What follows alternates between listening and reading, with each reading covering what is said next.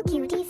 তো গতকাল আমাদের বাসায় আনা হয়েছিল এই দুটো খরগোশ, যেটার মধ্যে ছিল একটা আমার, একটা আমার ছোট ভাইয়ের। তো কোনটা কার এটা চেনার জন্য আমার মাথায় আসে একটা আইডিয়া, আর সেটা হলো আমি একটা মালা পরিয়ে রাখবো আমার খরগোশটাকে। কিন্তু আমার কাছে কোনো ধরনের বেশ ছিল না, তো আমি আমার এই পুরোনো বেগটাকে ভালোভাবে কেটে এই পুঁতিগুলো বের করে নিলাম। আর এটা থেকে এই যে এতগুলা পুঁতি বের হয়েছিল, আর এগুলা দেখতে এত বেশি কিউট লাগতেছিল কি বলবো। তো এখন দরকার এরকম একটা পাতা সুতার। এখন এটার মধ্যে একটার পর একটা হচ্ছে এরকম পুঁতি ঢুকাবো। আর এই খরগোশের পেছনে একটা বড় কাহিনী আছে, তো যদি তোমরা শুনতে চাও তাহলে কমেন্ট করতে পারো। আর এটা করতে করতে হচ্ছে আমারটা প্রায় রেডি হয়ে যাচ্ছিল। এন্ড এটা দেখতে কিছুটা এরকম লাগতেছিল। এখন এটাকে হচ্ছে গিয়ে দিতে হবে যাতে খুলে না যায়। আর আমি এখানে বড় সাইজের বানিয়েছিলাম আমার খরগোশটার জন্য, যাতে দেখতে একটু বেশি কিউট লাগে।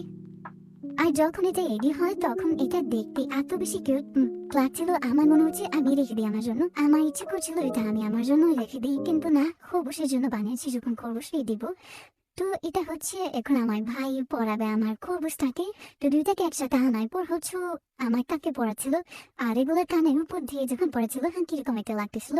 আর দুইটাকে এত বেশি কিউট লাগতেছিল। তোমাদের কাছে কেমন লাগছে অবশ্যই কমেন্ট করবা। আর আমার খরগোশের নাম কি রাখা যায় এটা অবশ্যই কমেন্টে বলে যাবা।